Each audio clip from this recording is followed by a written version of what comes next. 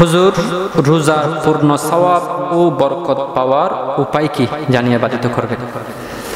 এ বিষয়ে ইমাম গজালি রহমতুল্লাহ লম্বা আলোচনা করেছেন ইহয়া উলুমিদ্দিন কিতাবে 1 নম্বর খণ্ড 356 নম্বর পৃষ্ঠা থেকে 358 নম্বর পৃষ্ঠা পর্যন্ত প্রায় 2 পৃষ্ঠা উনি আলোচনা করেছেন যে আমরা কিভাবে পূর্ণ সওয়াব পেতে পারি, কি কি কাজ করলে আমরা রোজার পূর্ণ সওয়াব পাবো। উনি এখানে বলেছেন ওয়া তামামুহু বিসিত্তাতি উমুরি, 6টা কাজ যদি আমরা করতে পারি তাহলে আমরা রোজার পূর্ণ সওয়াব পেয়েছি বলে গণ্য হবে।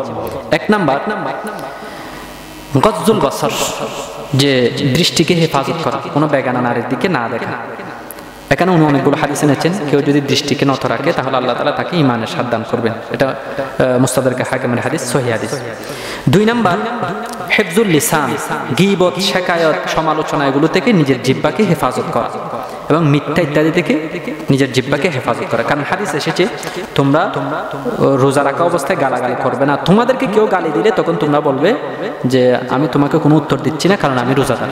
ফালিয়াকুল ইন্নী ইমরাউন সায়িম, যে আমি রোজাদার, এটা মানুষকে বলে দিবে কেউ যদি তোমাকে গালি দেয়।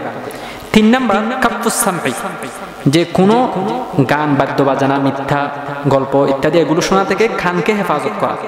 আল্লাহ তাআলা সূরা মায়দা 42 নম্বর আয়াতে বলেছেন সাম্মাউনা লিল কাযিবি, অনেকে মিথ্যা কথা শ্রবণ করে। মিথ্যা কথা বলা যেমন গুনাহ, মিথ্যা কথা শোনা সেটাও তেমন গুনাহ। 4 নাম্বার কাফফু বাকিয়াতিল জাওয়ারিহ আনিল আসাম, হাত, পা ইত্যাদি এগুলোকে গুনাহ থেকে রক্ষা করা। 5 নাম্বার আল্লাহ ইস্তাকসিরা মিনাত তাআমিল হালাল, যে হারাম খাবার তো খাবেই না, হালাল খানাও খুব বেশি খাবে না, মানে অতিরিক্ত, মানে পেট যেন একেবারে সম্পূর্ণ ভরে যায় এরকম ভাবে খাবার খাবে না, একটুখানি খালি রাখবে, যেন রোজার মধ্যে যে সাধনাটা আছে, যেটা ধৈর্যের পরীক্ষা, এটা যেন সে তার জন্য হয়। ইফতারের টাইমে এবং সাহারের টাইমে খুব বেশি যদি খাবার খায় তখন তো সে যে রোজা রাখলো সেটা কষ্ট তো তার অনুভূতিতে আসবে না।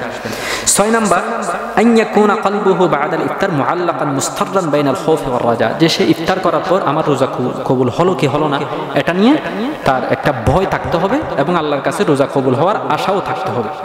এই 6টা কাজ যদি কেউ করে তাহলে তার রোজা পূর্ণ হয়েছে বলে গণ্য হবে। তিরমিজির টিকার মধ্যে 1 নম্বর খণ্ড 150 নম্বর পৃষ্ঠায় বলা হয়েছে যদি কেউ যদি রোজাকে যদি পূর্ণ করতে চায় তাহলে মানউল হাওয়াস কুল্লিহা আন শাহওয়াতিহা ওয়া লাযাতিহা, তাহলে নিজের সমস্ত অঙ্গ প্রত্যঙ্গকে মন মতো চলা থেকে রক্ষা করতে হবে, নিজের অঙ্গ প্রত্যঙ্গগুলোকে কন্ট্রোল করতে হবে যেন কোনো গুনাহের দিকে না যায়, বিশেষ করে গীবত শিকায়ত থেকে নিজেকে বাঁচিয়ে রাখতে হবে।